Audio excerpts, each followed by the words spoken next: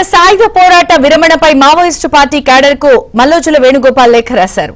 పార్టీలో అంతర్గతంగా చర్చించిన తర్వాతే ఆయుధాలు వీడాలంటూ పార్టీ అధికార ప్రతినిధి జగన్ కు కౌంటర్ ఇచ్చారు.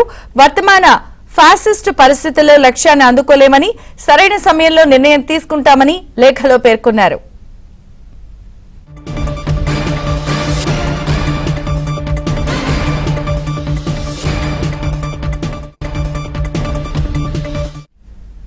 సాయుధ పోరాట విరమణపై మావోయిస్టు పార్టీ క్యాడర్ కు మల్లోజుల వేణుగోపాల్ లేఖ రాశారు. పూర్తి అప్డేట్స్ రవి అందిస్తారు. Ravi, Maoist party polit bureau సభ్యులు మల్లోజుల వేణుగోపాల్ బహిరంగ లేఖ రాశారు. గతంలో సాయుధ పోరాట విరమణపై తను చేసిన ప్రకటనను సమర్థిస్తూ ఈ రోజు మావోయిస్ట్ పార్టీ కేడర్ కు మరొకసారి బహిరంగ లేఖ పేరుతో తను సుదీర్ఘ వివరణ ఇచ్చే ప్రయత్నం చేశారు.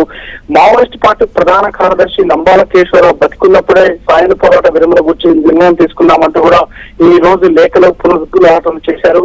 ముఖ్యంగా చూస్తే తను 28 ఏళ్లు మావోయిస్ట్ పార్టీ కేంద్ర కమిటీ సభ్యుడుగా, 18 ఏళ్లు చూసుకున్నట్టయితే పొలిట్ బ్యూరో సభ్యుడిగా ఉన్నాను. ఇన్నేళ్ల మావోయిస్టు పార్టీ ఉద్యమ జీవితంలో మనము విఫలం చెందాము.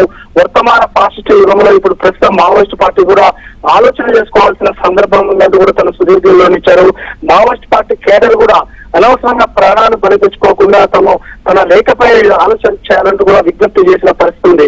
మల్లోజుల వేణుగోపాల్ తన సున్నితంగా కేడర్ కు ఒక మెసేజ్ ఇచ్చే ప్రయత్నం చేశారు. ఓవరాల్ గా చూస్తే ఆ మెసేజ్ లో వర్తమాన పరిస్థితుల్లో ఆపరేషన్ కగా నేపథ్యంలో మావోయిస్ట్ పార్టీ కేడర్ ఇప్పుడున్న పరిస్థితుల్లో బతికే పరిస్థితి లేదు. అదేవిధంగా దండకారణ్యాలు ముఖ్యంగా జనసేన సర్కారును చూసుకున్నట్టయితే అక్కడ ఉన్న ఆదివాసీ పిల్లలకు మనం చదువు చెప్పించే పరిస్థితుల్లో వాళ్ళు బయట ఉన్న ప్రపంచంలో చదువులో చేరుకోవాలని పరిస్థితున్నారు. అదేవిధంగా చూసుకున్నట్టయితే అక్కడ ఆధార్ కార్డులకు సంబంధించి కూడా వారు కూడా మొత్తంగా చూసుకున్నట్టయితే ఆధార్ కార్డుల కోసం కూడా కొన్ని ప్రభుత్వ సంక్షేమ పథకాల కోసం కూడా వారు ఆధార్ కార్డుల కోసం మనకి తెలియకుండా వారు ప్రభుత్వ పథకాలు తీసుకునే ప్రయత్నం చేస్తున్నారు. బలవంతంగా నిర్బంధంగా ఆదివాసుల్ని మన గుప్పిట్లో ఉంచుకొని మనం ఏమి సాధించలేమంటూ కూడా మల్లోజుల వేణుగోపాల్ తన లేఖలో వివరణ ఇచ్చే ప్రయత్నం చేశారు. ఈ సుదీర్ఘ ఉద్యమ ప్రస్థానంలో మనం ఉన్న ప్రస్తుతం